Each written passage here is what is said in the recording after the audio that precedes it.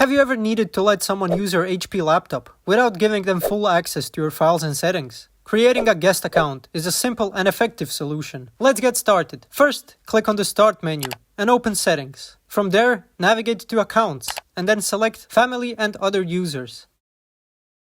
Under the Other Users section, click on Add someone else to this PC. Choose I don't have this person's sign-in information. Then, add a user without a Microsoft account.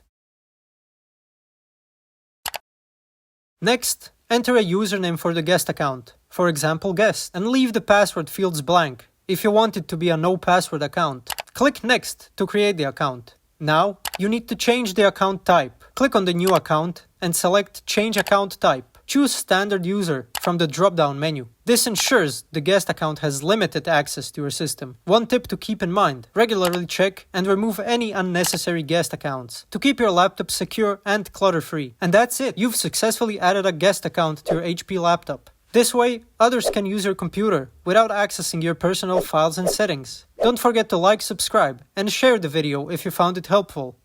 See you next time!